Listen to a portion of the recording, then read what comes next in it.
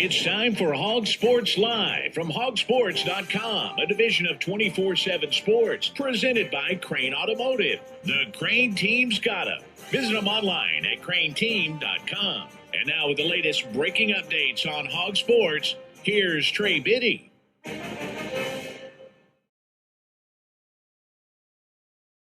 What's up, everybody? Trey Biddy with HawgSports.com, HAWGsports.com. Well, it's time for the primer. Arkansas and Alabama A&M are going to kick off on Saturday at 3:15 p.m., game being televised by the SEC Network. So we're going to discuss all the latest stuff that's going on this game week, what's going on ahead. Kevin Bohannon is going to join us as well. All that and more on today's episode of Hog Sports Live.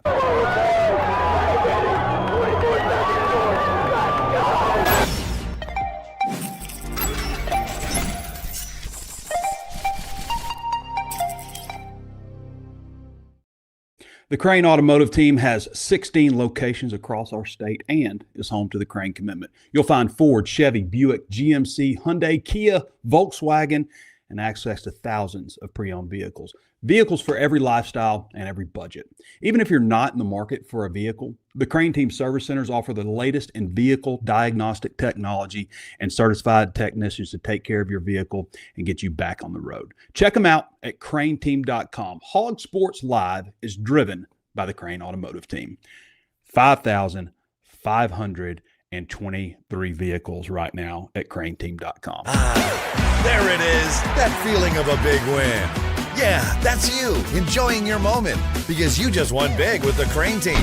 Your perfect vehicle at the perfect price. You got Crane Cash discounts and more than you ever dreamed for your trade. Sure feels good, doesn't it? With 16 different locations around the state and every vehicle backed by the Crane Commitment, we keep Arkansas moving. That's winning. That's the Crane Team. Visit craneteam.com. So just as our way of saying thanks to everybody for your support and everything, today is Fan Appreciation Day at Hawg Sports. So you don't have to sign up or anything like that. I know a lot of you read our free content and already have an account, but you can go to Hawg Sports and we've just left the door open. You can read all, you don't have to sign up or anything. Just go check out all of our VIP content, our premium message board, see what's going on there. And if you like what you see, Hawg Sports is 75% off right now for your first year. So that breaks down to 8 cents a day, 58 cents a week, $250 a month, and build at just $30 for the entire year. This is a limited time deal. It's Fan Appreciation Day, so you can check out everything for free if you want. But anything beyond that, you want to sign up, 75% off. So thank you to all of you guys for supporting what we do at Hawg Sports. Couldn't do what we do without you. So just want to say thanks and go check us out on our Fan Appreciation Day. Y'all, I don't even know where to start today. So let's do some housekeeping things first of all. Arkansas basketball has added 3 more non-conference matchups to the schedule. This is according to Rocco Miller of Bracketeer.org.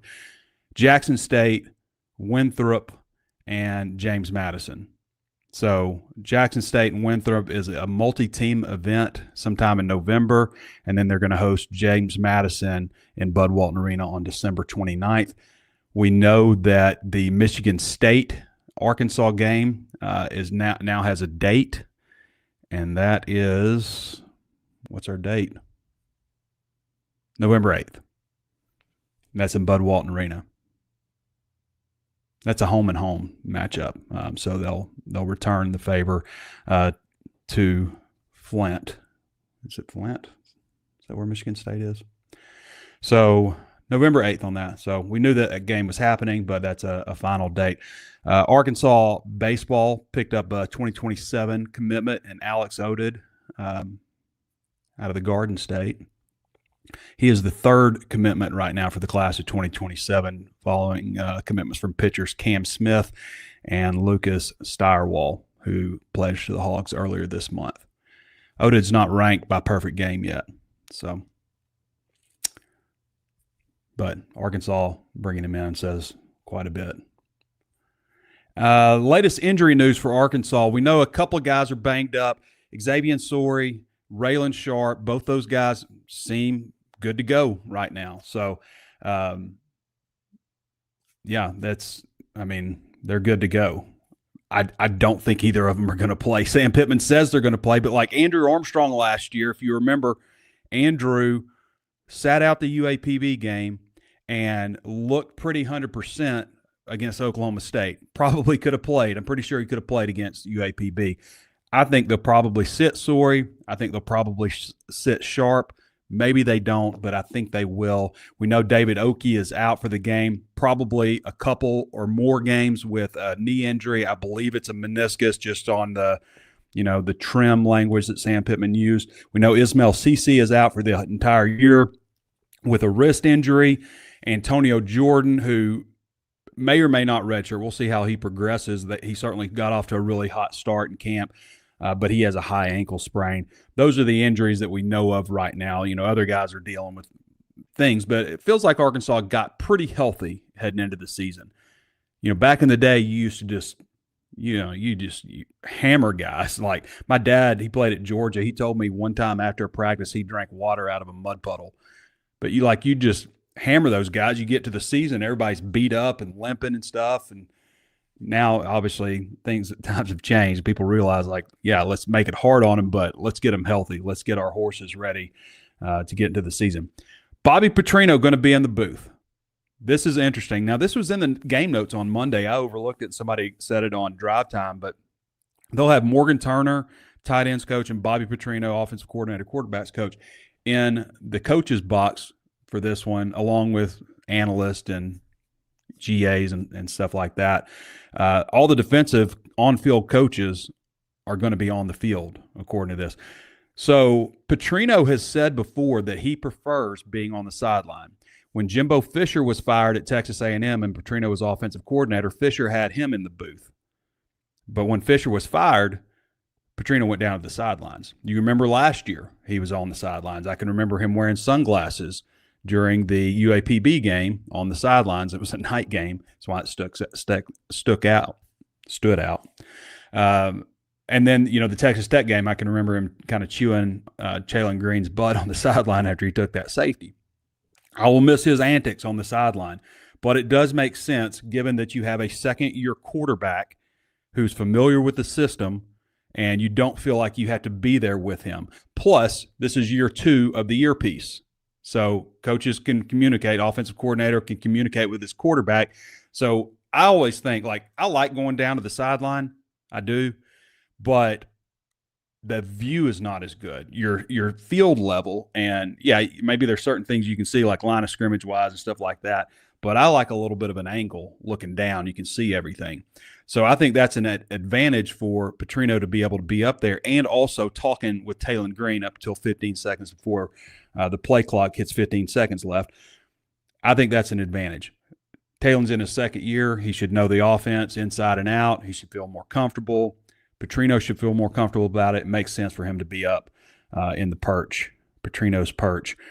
Speaking of the earpieces, you wear a green dot on your helmet to signify that you've got the earpiece. Quarterback is always going to be one guy that wears one.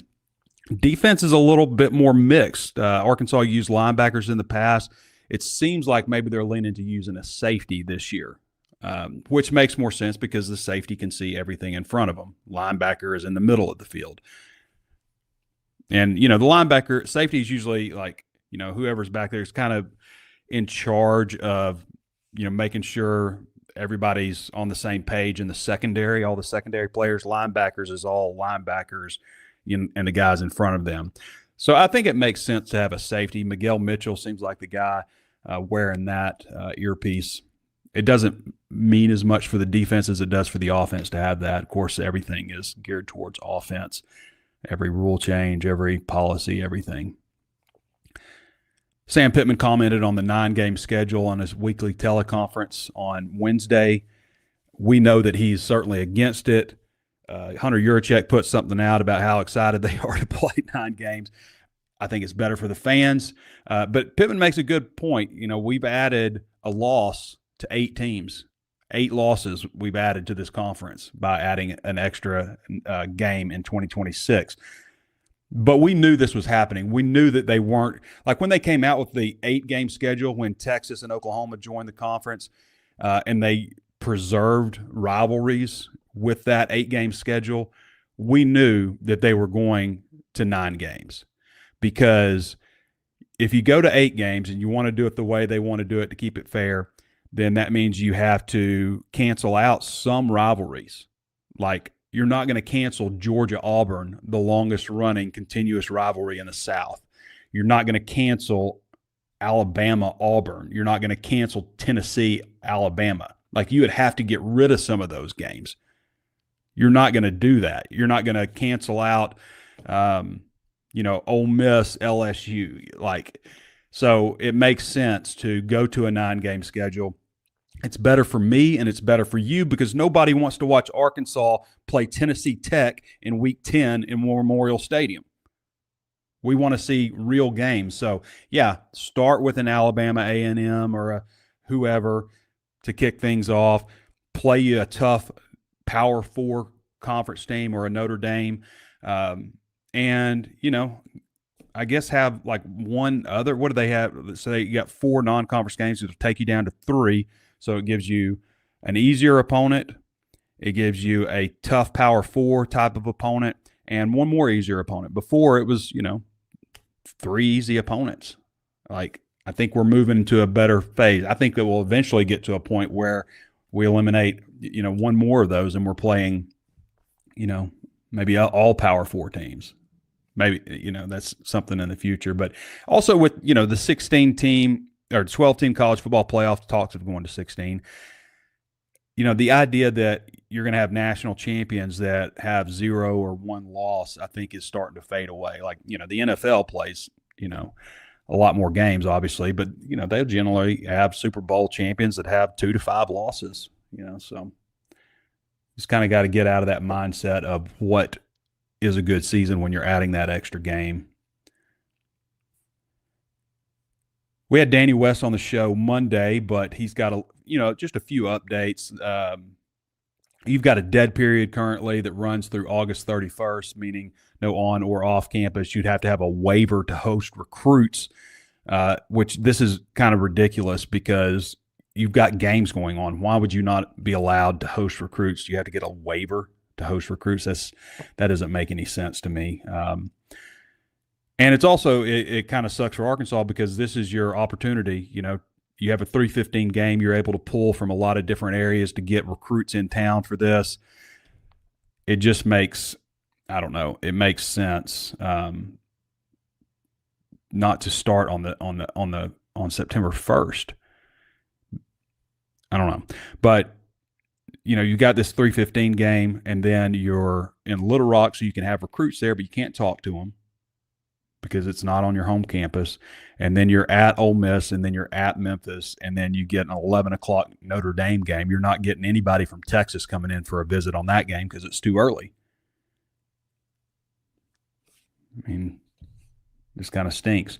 Starting next Tuesday, September 1st, coaches can get back on the road and check out prospects for the 2026 class and beyond, likely with a greater emphasis on 2027 because there are so many 2026s already committed. So evaluation period starting on Tuesday.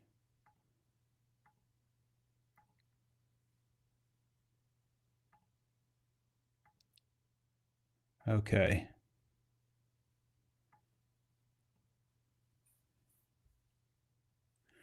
All right, so we're going to make some picks real quick. But first, it's a fine barbecue, Joe. My own secret recipe. Where's Super Sid? I got him on the FaceTime. Where you at, Sid? Hey, I'm in Milwaukee at the Bucks game. How are they playing? They're pretty good. They just need to get healthy. Speaking of playing, what's shaking in Bet Saracen? Oh, great offers, Pat. Like for new players to Bet Saracen, they'll get $125 to use for new bets. Gotta love Bet Saracen. All right, it's time for the Bet Saracen HawgSports Wager Wagon. We make picks every single week on the upcoming games. I put a big focus on the SEC because that's what I'm most familiar with. Game number 1, Auburn -2 at Baylor. I like Auburn to cover. Jackson Arnold, I think they've got a good wide receiver core. I just feel like it's, Baylor may be a little bit more unproven on offense. So I've got Auburn -2. Here's a big one. Texas +1.5 at Ohio State. I like Texas to cover +1.5. I like Arch Manning. I think that, there's been a lot of talk. Is he going to boom or bust? I think he booms. He's also a media darling. I think he'll outshine Ohio State's new quarterback, Sayan. So, and they got a really strong defense. So I'm going Texas over the defending national champs, even though they're at Ohio State. LSU +3.5 at Clemson. I'm going with LSU in this one. Yeah, you're noticing a trend here. A lot of SEC picks. I'm going with LSU over Clemson, +3.5. Even though I'm not just like, I think Garrett Nussmeier is a little overrated. I think Klubnik is also a little overrated also. But LSU is due because I don't think they have won an opener. They have not won an opener under Brian Kelly. So they're due +3.5. I'm going Alabama covering 13.5 over Florida State. I don't know what's going on with Florida State with last year. Obviously, they've got to get it together right now, but I like Alabama. We always talk on the show about not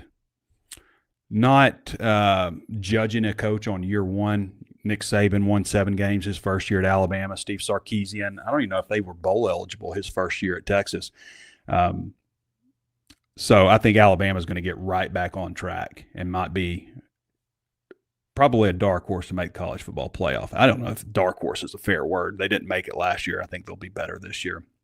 We've got Tennessee -13.5 versus Syracuse. I think Tennessee puts up a lot of points on Syracuse. And Tennessee's got a really stout defense. So, yeah, I think I just don't think Syracuse has the production to keep up with Tennessee. I like Tennessee at -13.5. And the big one, Alabama A&M -46.5 at Arkansas. I had Arkansas in my preseason predictions, beating them 52-10. That obviously isn't covered. This is a game that opened at 39.5, so a lot of money pouring in on Bet Saracen for Arkansas fans, bumping that line up all the way to 46.5.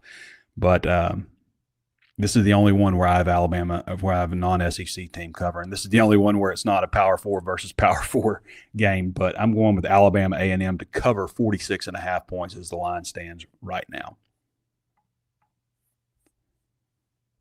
All right. We're going to go to Kevin Bohannon now. Kevin has been doing some football stuff for us. Obviously, he's got a background, played at Rhodes College, both football and baseball. So he's got a little bit of good knowledge to bring. We're going to bring him in on the Ozarks Go hotline. If you haven't checked out our friends over at Ozarks Go, first you need to make sure they're available in your area. You can go to www.ozarksgo.net/hog, or you can call them at 479-684-4900.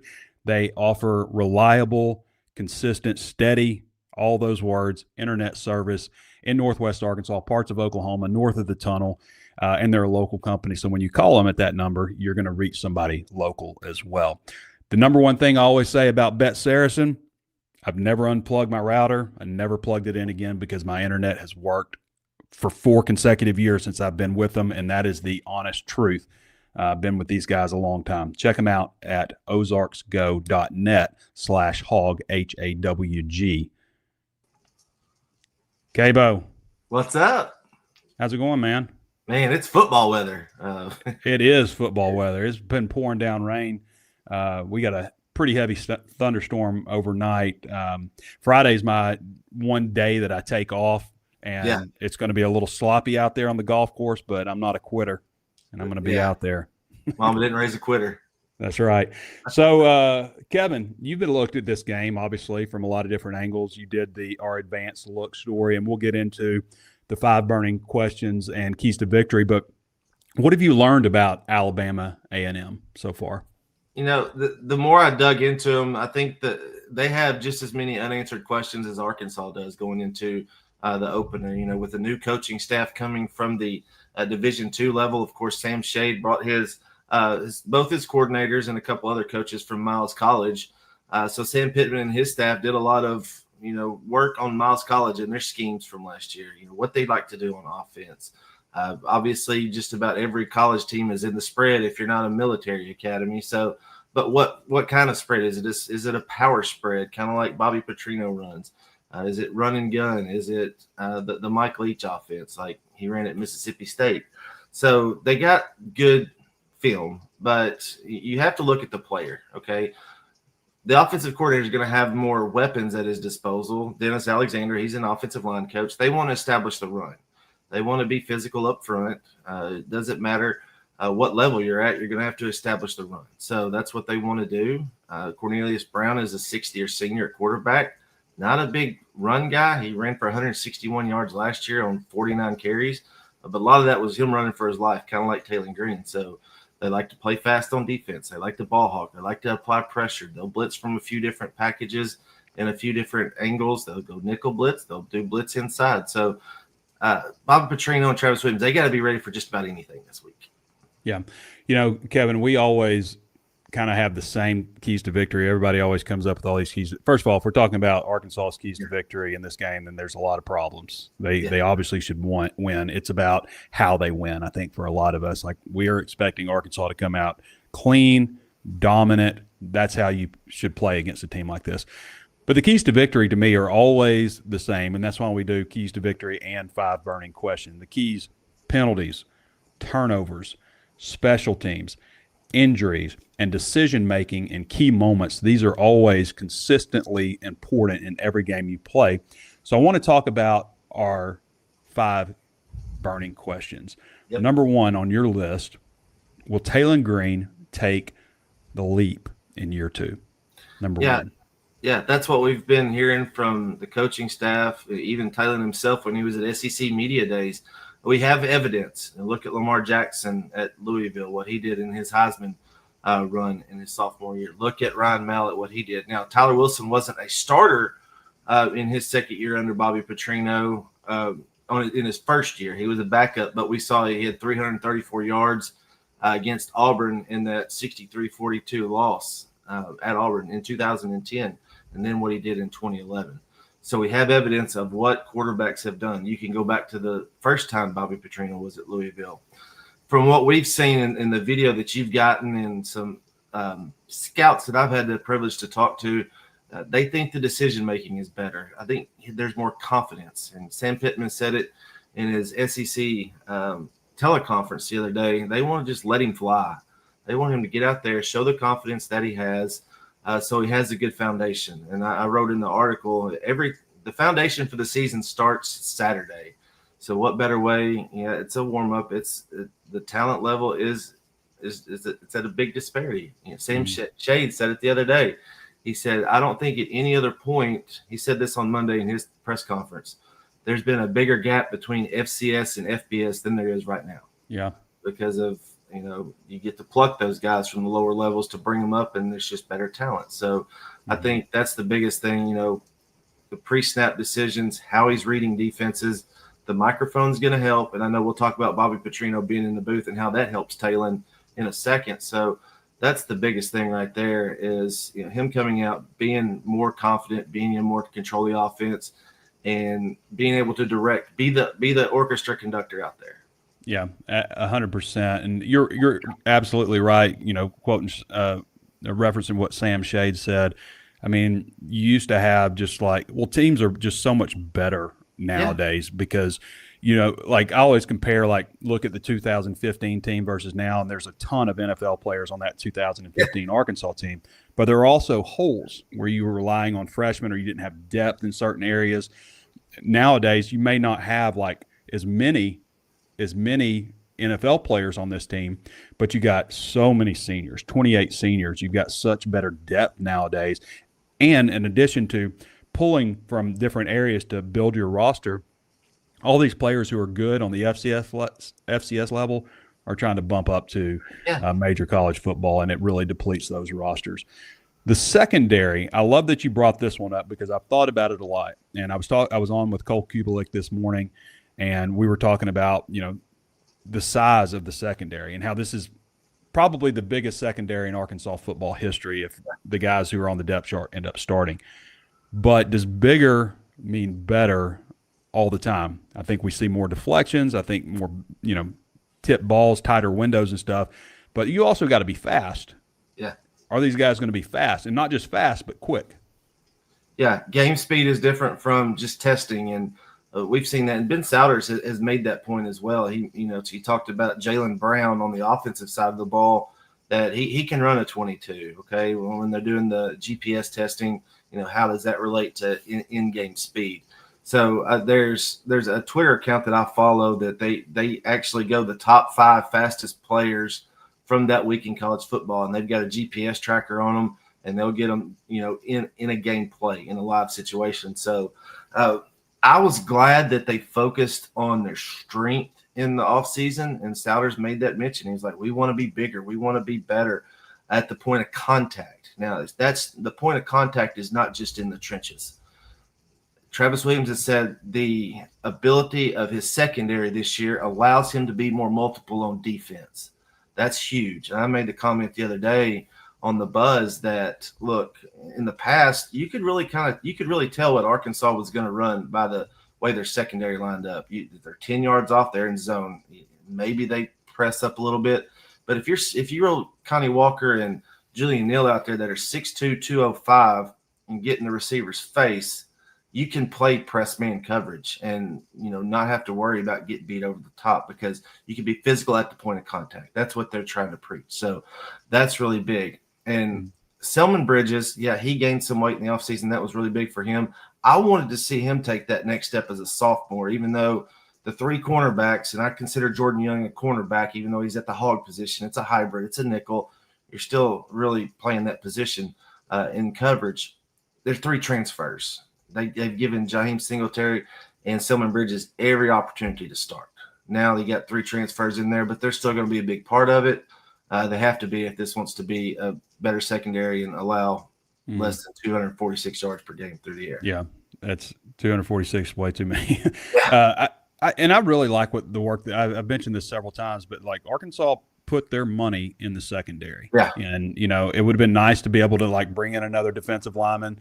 There just wasn't a lot of talent out there, it seemed like, on the defensive line. But in the secondary, there was. And Arkansas went out and really upgraded. And a guy that people aren't talking about a whole lot, to me, is Keyshawn Davila. I think I could see Keyshawn Davila emerging from this group. And we'll see how it shakes out. Kenai Walker, kind of had, good and bad at Oklahoma. We'll see how that plays out for him.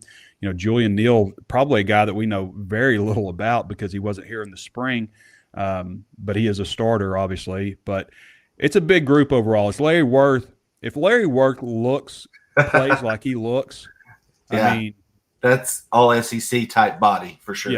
Yeah. So we'll see, but that isn't always how it plays out. I mean, Tyrone Broden was 6'7" and ran like a gazelle, and it just didn't work out. Offensive line, there's been a lot of talk about offensive line, and I mentioned, conversely, with the secondaries where they put their money on defense, offensive lines where they put it on offense. Is the depth on the offensive line real? That's your next burning question. Yeah, and the big thing is, look, you got starters at 5 different positions. Yeah, you've got Fernando Carmona Jr. back, but he's sliding into a guard spot. So really he's in a different spot. And Sam Pittman made the comment the other day that, even though they, some of them didn't play with us last year, they played for somebody else. So you've got Corey Robinson that started for Georgia Tech. He, that was their number 1 target as far as somebody that could protect Taylon Green's blind side. And they got the best pass blocker out of the portal. So then you get Caden Kittler, who has drawn comparisons to Travis Swanson in terms of his mental acuity, being intelligent. That's one of the things that, Eric Mateos and Bobby Petrino have really, talked about, and how much he brings to it. And we even talked about him being the silent assassin. I've seen those type of guys before. They just get out there, do their job, but they're going to hit you in the mouth when they snap the football. So I really like that. Now, you got Kobe at right guard, but the thing that intrigued me the most about this was Pittman talking about, we need to get a Marion Harris at a left tackle spot too. And I'm like, goodness, you've already got him as the starter at right tackle. You got him backing up Branham at guard, and then they want to slide him at left tackle as well. So he offers a versatile piece. And then the most important part of the depth is you've got 4 or 5 guys, starting with Cash Courtney, Blake Cherry, Kavion Broussard, Shaq McCoy, of course, being a redshirt freshman. You've got 5 young guys that are freshmen that are a backup at each position. So that just shows you that they not only got them out of the portal, they were able to get guys as freshmen. And now you're looking ahead saying, okay, I'm number 2 on the chart right now. That's going to give me the opportunity to play. Yeah, You know? you've also, I mean, you've got Marcus Dumerville, who has started SEC games and was at Maryland. And LJ Prudhomme. Yeah. I mean, LJ Prudhomme, yeah. 19%. Blake Cherry, LJ Prudhomme, Crash Court. Body fat. That's crazy that he's 19% body fat and over 300 something He pounds. looked like a defensive end the first time I saw him in the video that you had. Like, what is a defensive end doing with the O-line group? And I was like, well, he's also, I mean, he's not exceedingly tall. He's at 6'3", 300 something pounds and 19% body fat. That's amazing. Yeah. That's impressive. Those are impressive measurables. So, yeah, and, you know, you bring up a good point because I talked about this last year on the offensive line. I actually wrote an article about, like, where are the future starters on this offensive line last year. Eric Mateo sent me a DM, and he's like, gosh damn, Trey. Can I just get through 1 year? Yeah. But he's done a great job, I think, assembling not only this offensive line, but an offensive line for the future. And that's like they have, you know, in a way pieced together this offense. They've got some guys returning, but they've pieced together a lot of this offensive line, and that is not ideal for you to and I think it's still going to be a pretty good offensive line. But to be a great offensive line, I really think you have to have that continuity, you know, from 1 year to the next with guys playing together as young players. We talked about the secondary, Kevin, and yeah, they invested a lot in that area, but nobody's covering anybody for 5 seconds in this conference. You got to get pressure. You have got to get pressure, and that is one of the areas that concern me the most because I look at this whole roster and I'm like, you know, they got a pretty good squad. And then I get to that defensive line and I'm reminded it all starts up front, and it impacts every single thing on your defense. And I worry about the depth on the defensive line. I worry about, I think they've got good enough starters. I don't know if they have great starters. Like, I think Cam Ball is great. Is Quincy Rhodes going to be that? You know, is Justice Boone going to be that? Is Ian Gerfard or Danny Sauli? So your thoughts on that? Can they get pressure on them? They have to bring more than 4. Yeah, you got to bring more than 4. And with the depth lacking like it is, they obviously moved Keyshawn Blackstock, and Pittman made the comment the other day. He's doing better than what a lot of people think he might be doing right now. Well, we won't be able to see that until the game, if and when he gets in. But he'll get in with Okie being out. So, and I made the comment that in the article, pressure is not just getting to the quarterback and making a sack. It's taking the running back off his track, knocking a guard into the backfield when they're on a pin and pull play. It's getting the quarterback off his read to where he has to get uncomfortable in the pocket. So it's not just about getting to the quarterback. It's about causing havoc and causing mayhem in the backfield and on defense. So, and I've made the comment that Quincy Rhodes, with his size and the length and his ability, is the potential for a double-digit sack guy. You look at Landon Jackson last year, he had 6.5 sacks. There were only 26 total last year, so that's 2 a game. Arkansas gave up 36 last year on offense. So there has to be improvement right there. That's the biggest thing. Now, will Travis Williams go to more 3-down line sets? Will he get 3 linebackers on the field? They've been really big on Bradley Shaw in fall camp, and we're talking right now. So with Sorey, with his hamstring, how fast is he going to play on Saturday? That's the question I have right there. But yeah, they have to. I think they'll do more 3-down line than what we think right now, just because of the depth. They have to keep those guys fresh. Yeah, I think we'll see some 3-3-5. I think we'll see some 3-2-6 and some 4-3 also, in addition to the 4-2. Now, how much we see of all that, like what they're going to do, might be a little bit limited, and it should be for this one. Yeah, the last one is a Houston Nuttism. Special teams be special. That's right. How special can these special teams be? They need to take a step forward, just like you mentioned with giving up more sacks than they made.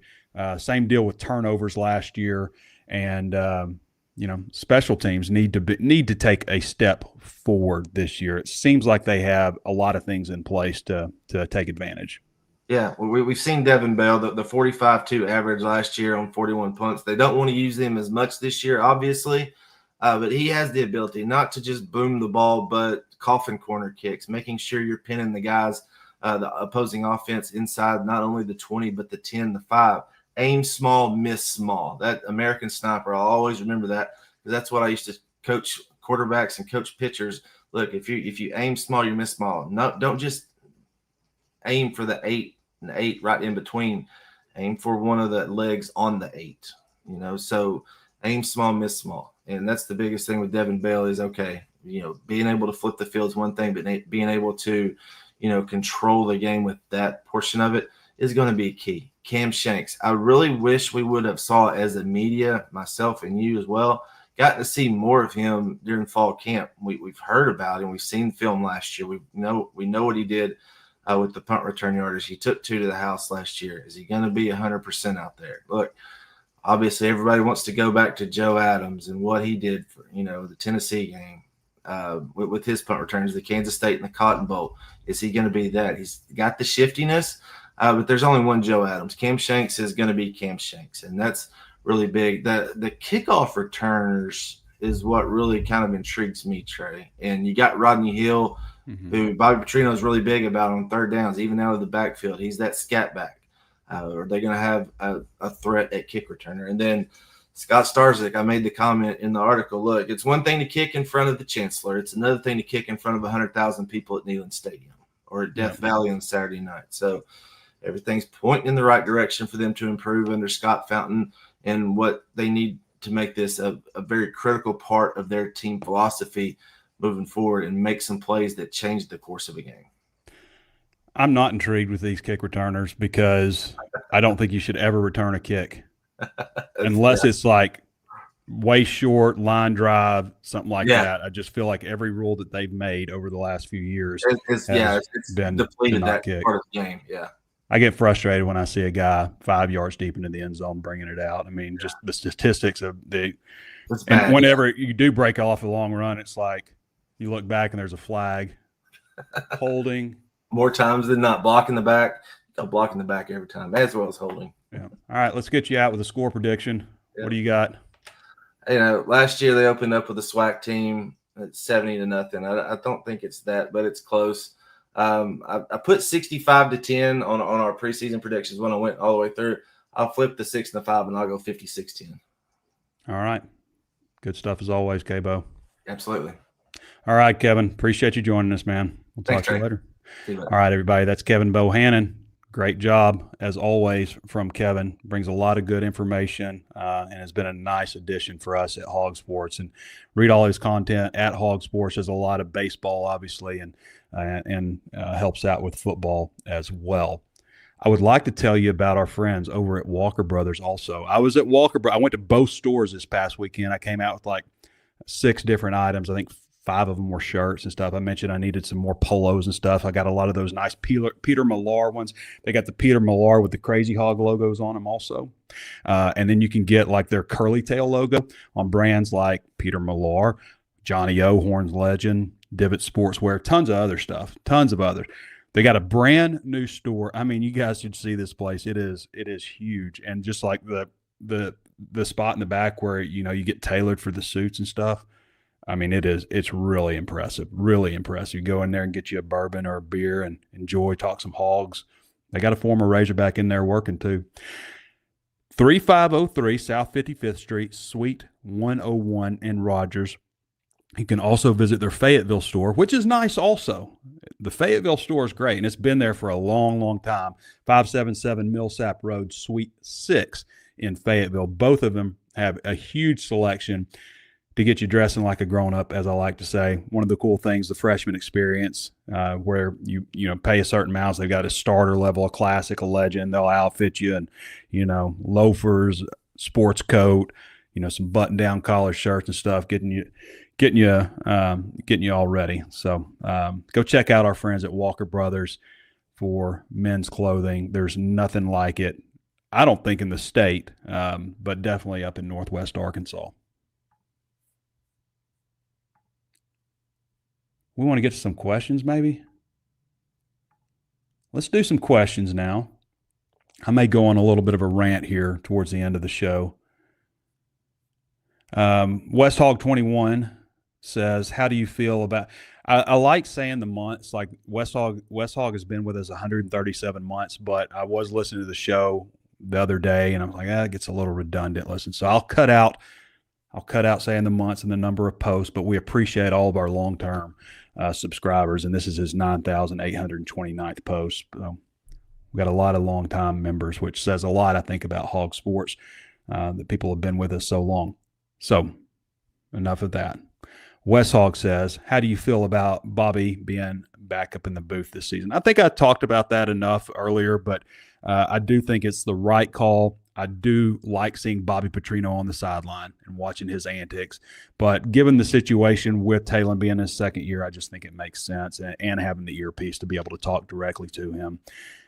Hogs fan 69, nice, says, prediction, who is going to score our first TD this year? I'm going Mike Washington just because he seems to score the first TD in all the scrimmages. So I'll go Mike Washington. First play, I'm thinking, you keep it nice and simple, swing pass out to Washington, kind of get things going, get your confidence up a little bit, get a nice, easy completion, and maybe pick up some decent yardage with a guy like Mike Washington. But I'm going to go Washington, maybe right up the A gap.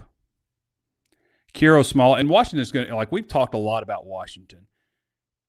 Is he going to live up to, like, the way we talk about him, like he's going to be 1,000 yards back? That's how we talk about him. Is he going to be that, though? I don't know. You don't know until you see him out there fully. Why didn't he run for 1,000 yards at New Mexico State? Why didn't he average more than 4.6 yards a carry at New Mexico State? These are legitimate questions. Why hasn't he had 1,000 yards in any of the seasons that he's been playing the last 3 years? These are good questions. Why suddenly now is he this badass running back in the SEC? It's a good question. So it's like there's hesitation, There's hesitation with the offensive line because they don't have that long-term continuity as a group. There's hesitation with Mike Washington. He's a redshirt senior. How many great redshirt senior running backs are there out there? The same could have been, I think I said the same thing about wide receivers last year, like Andrew Armstrong, who, didn't make a cut. By the way, I got to give a shout out, and that's unfortunate for all the guys that were cut, like Andrew Armstrong, Hudson Clark. But Eric Gregory, congratulations, one of my favorite all-time Hogs. It's interesting, like I've mentioned, I love Cam Ball and Eric Gregory also, two guys that are defensive tackles that I'll kind of just always remember as being great Razorbacks. And part of the reason in this day and age, the way they stuck with it, they stayed Hogs.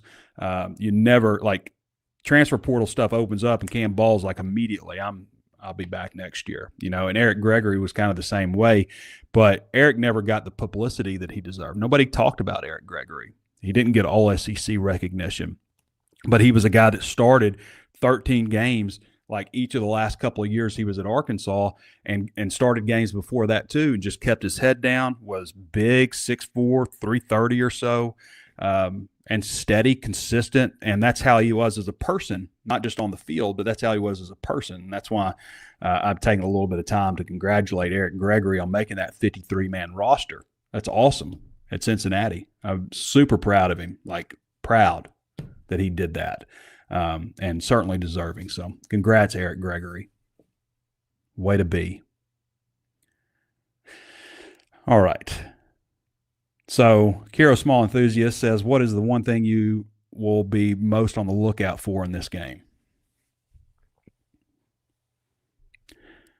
Well, I mean, to me, it's got to be the small things, because Arkansas should dominate this opponent. If they don't dominate the opponent, then I'm going to be like, oh my gosh, this could be bad. They should dominate them by halftime. I want to see limited procedure penalties, and that stuff's going to happen in game one, but I don't want to see a lot of procedure penalties like false starts and things like that, alignment issues. Turnovers, obviously, you want to see those avoided. Special teams errors, all those, like the things that we have in our keys to victory: penalties, special teams, turnovers, limit injuries. Obviously, injuries always can play a role as you get deeper in the season, and decision making those key decisions. You pass the 50-yard line, punt, kick, go for it, those types of things. There's not always a right answer on that. There's not always, you're not going to go 100% on fourth down tries. So, but you got to be right more than you're wrong. But those kinds of things, keeping a nice clean win, like what they did to UAPB last year, I'm not expecting that. To me, that is one of the best starts that Arkansas has had for an opponent like that. Like just coming out and 70-0 domination all the way down to your third string quarterback going 4-4. Like that's how you open a season against an opponent like that. It's great to play big time opponents, big names. Like you got, Texas and Ohio State, all that stuff's great. But like if you play an opponent like this, keep it clean, utter domination. That's what I want to see.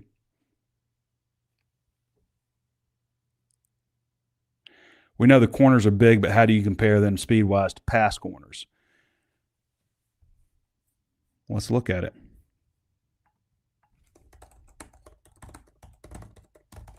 So Arkansas summer testing numbers, I don't think they're as good overall. Like they're bigger in the secondary, significantly bigger, but probably not quite as fast.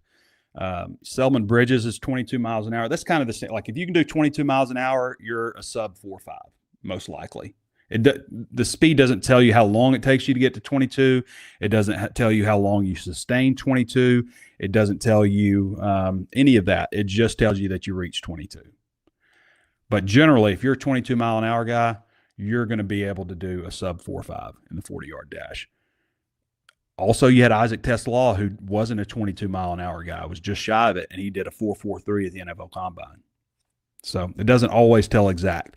But Selman Bridges ran 22 miles an hour. Keyshawn Davila ran 22.2. Miguel Mitchell ran 22.3. That's tied for the second fastest on the team. Julian Neal's only a 21.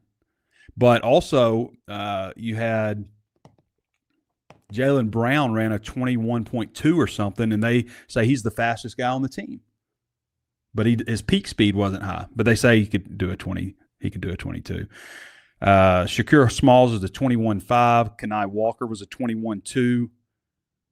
Larry Worth is a 20.8 at 226 pounds. It's pretty good for that size.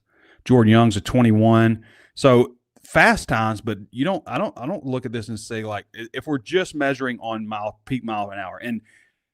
And Ben Souter said, like, one of the things that they really worked on is not just hitting that mile per hour speed, but consistently staying at it. Andrew Armstrong was over 22 miles an hour last year, but he never ran 22 miles an hour in a game. So it's not everything. But Danico Slaughter was a 22.9 last year, almost hit 23. He ran a 4.37 at Arkansas Pro Day. And he was the fastest guy on the team. So I would say probably not as fast a team overall in the secondary, just based on miles per hour. That doesn't mean they're not as fast in a 40-yard dash or quick and all that kind of stuff. So, but definitely, I mean, so much bigger in the second, like dramatically rangier, bigger secondary than they've been in the past. And I think a more talented secondary. How many running yards would A&M have to run for it to be a red flag? That's a good question. I'd say keep those guys under 100. Angelo Blankhouse 1 says, will you and Danny let whatever hair you have left grow out if we win 10 games? So just like do the horseshoe pattern type of deal. It's amazing. Like that was rocked. Like when did people just start like just saying, like, this is a better look? Like this is the worst thing going on about me. I'm just going to take it all the way off. Like what point was that where people said that versus just like hanging on? If they win 10 games, yeah, I might let my hair grow out. Maybe I put on a mustache and let my hair grow out like that. How would that look? Oh, that'd be a rough look. That's an awful punishment for winning 10 games. Hog-Talica. What are some of your favorite memories from Razorback football season openers through the years? Shoot. I can't remember a whole lot of season openers, I guess. have they had somebody might have to jog my memory because it feels like they usually start off with a team that's not great. Was it 98 they opened against SMU? Sorry, I'm going to look.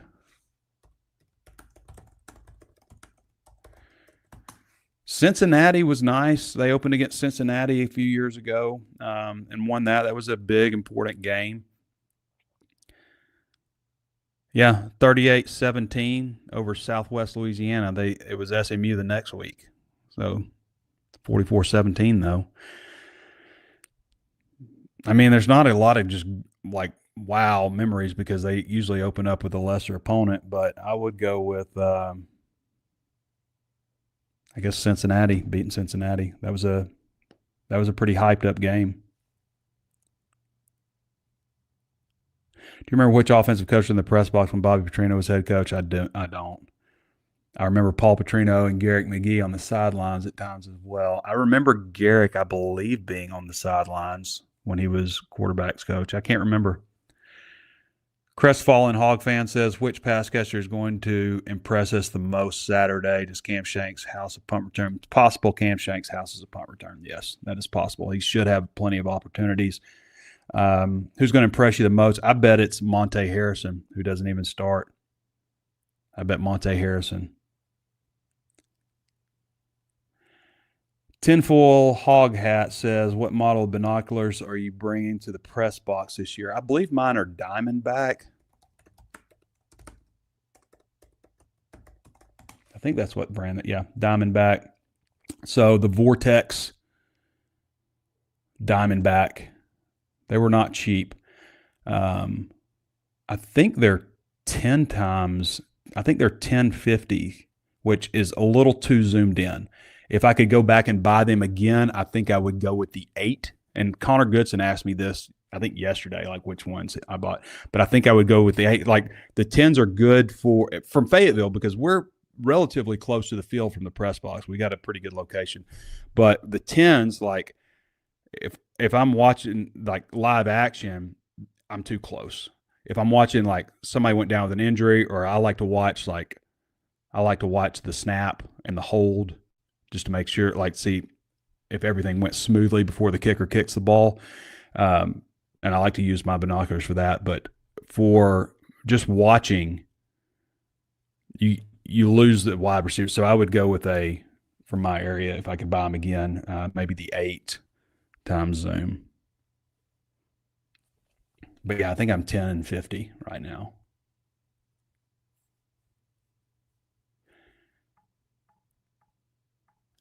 All right. Any more questions? I think we got a few more. I lost my page. There we go. Tinfoil Hog Hat.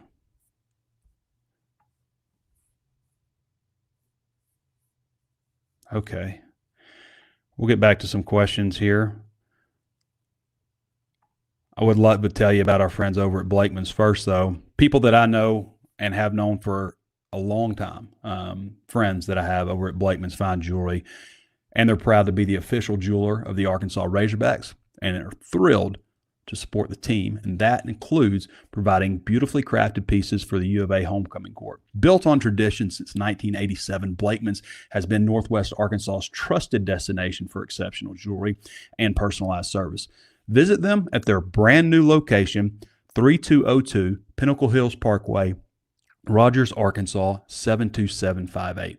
Blakeman's Fine Jewelry, where Arkansas gets engaged. A lot of great people over at Blakeman's. Really nice jewelry. Some of the stones they have are cut down to the magnification. Like all diamonds are going to sparkle when they're polished up and everything, but some of the brands that they have, when you move, just because of how beyond the standard they're cut down to, when you move, they still dance. Really impressive jewelry over at Blakeman's. Go check them out. So I wrote an article this week that I am anxious, excited, and uneasy for Arkansas football.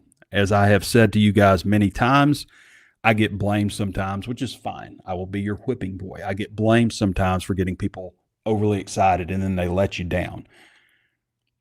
But you're the one that got yourself excited because you want to be excited because it's football season and it's time to be excited.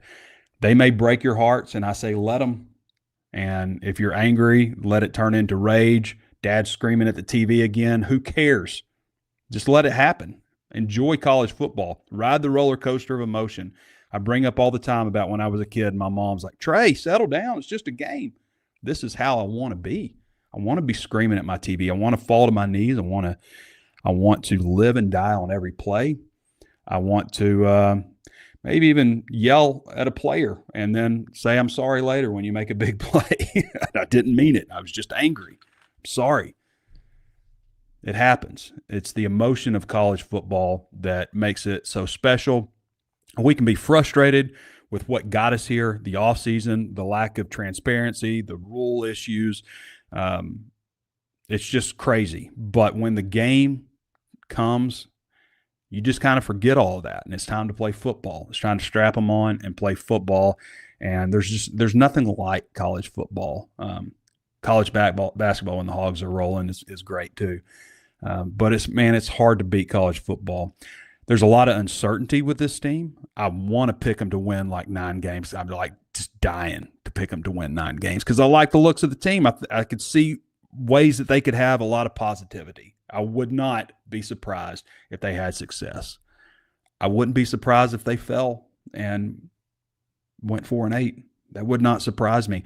I've made this point also. I have been to more practices than anybody. More viewing time than anybody who's not directly employed by the University of Arkansas or enrolled as a student athlete at the University of Arkansas. I've seen more than anybody. I do not have a grasp for this team. And a lot of that is because I don't have a grasp for everybody else's team. I don't know exactly what Auburn's got in Tennessee and all those other teams. And I know that the people that are covering those teams look out and see, man, this is a big, mature team with a lot of seniors. You know, I mean, Arkansas's got 55 new scholarship players, 55 new guys on full scholarship. They got 28 seniors. It's a lot of unknowns, even though I can go out there and watch them. Guys, I have been to 16 or 17 consecutive road losses for Arkansas. Not including bowl games, not including neutral site games like 2021 Arlington, where I was at that one too. I'm talking about true road games.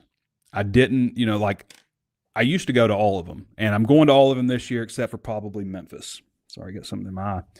I'm going to all of them this year except for probably Memphis. I may end up going to that one still. It's just the press box is an issue for actually being able to see the entire field. So I may miss that one. But I'm booked up for Oxford, Knoxville, Baton Rouge, Austin. I'm booked. No refunds on those. So I've signed up for something. I just don't know what it is. But guys, like the past, decade or so, I have made the choice to stay back and watch some games at home and still go to a bunch of road games, but a couple I won't go to. And it just seems like the ones I choose not to go to, they end up winning. And I am not a curse. It's not my fault. Do not blame me for this.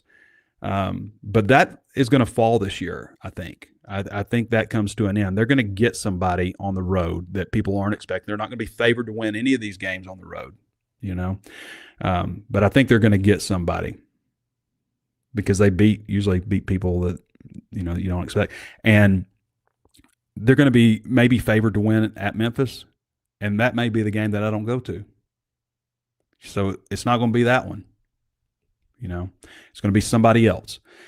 But isn't that wild? Like the last game that I went to that Arkansas won, the last true road game I went to was 2016 when Arkansas beat TCU, number 15 TCU in Fort Worth, 41-38, double overtime, September 10th, 2023. Or excuse me, 2023. I wish.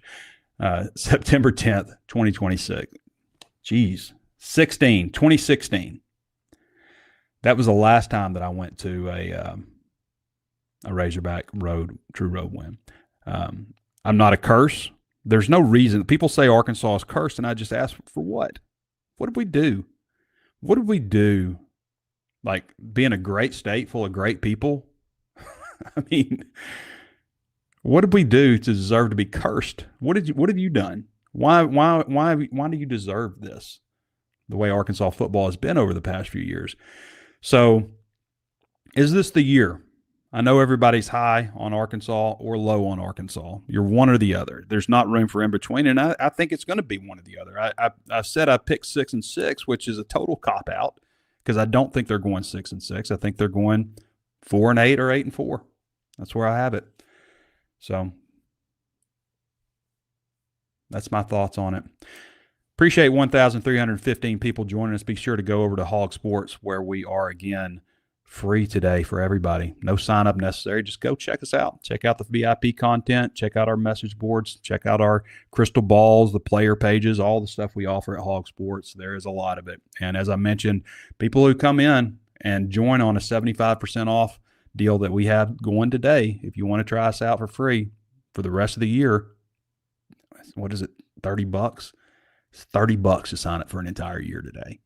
$30. That is ridiculously good. But we want to get you signed up because that's how we get you. We get you hooked. We get you addicted to it. And that's what we're going to do. Just sign up. I mean, you can sign up for $1 for the first month if you want to too. I mean, you can try us out that way. It's another good option. But if I were you, I would take that. I would take that yearly deal at $30 for the entire year. All right. Let's see if we got any more questions. But again, thanks. We got 1,300 people on here right now watching the show, and it is not lost on me that I could not do any of this without that kind of support. So appreciate you guys. All right, let's go from the bottom here. Over under 8 pass catchers in this one. Oh yeah, I think there'll be 8 guys that catch a ball. I'll go over. I mean, if they go out and handle business, there's going to be over 8. What questions are you hoping to have answered on Saturday from the offensive side and defensive side? Man, again, like to me, it's just like, okay, these guys play as a unit. They're cohesive. There's good communication. You don't see, somebody running out on the field because they weren't paying attention. Like, especially that's more of a special teams one. But to me, like for offense, I don't want to see procedure penalties. I want to see utter domination right from the get-go. I don't want to see this narrative after the game where we're saying, well, Alabama A&M just, they really controlled the clock. They took the clock down. That's why it was such a low-scoring game, kind of like Kent State did back in 23. I want to see domination. I want to see Arkansas dictating what happens in this game on offense, defense, special teams. Offense, no penalties, just running through these guys, running the ball, running through these guys. Defense, just not giving up anything big with their first-team defense, just playing steady. Obviously this is not a big-name opponent, so you can only play who's in front of you. But to me, that's what it is. Like, show up with some enthusiasm like this is the first game of the season, which it is. Play clean, take care of business. That's what I want to see. All right. Feel pretty good about it. Yeah, I think we had a good show today. I really appreciate Kevin Bohannon and his insight. Thanks to all of you for your questions and everything like that. And appreciate all of our sponsors for making all this possible. We'll be back with you guys on Saturday after the game for the Walk and Talk built by Sutherland's. And hopefully it'll be a happy one and one of many happy ones to come. That's the goal. It's always the goal. All right, everybody. Appreciate you joining me. This has been Trey Biddy with HawgSports.com. We'll catch you next time.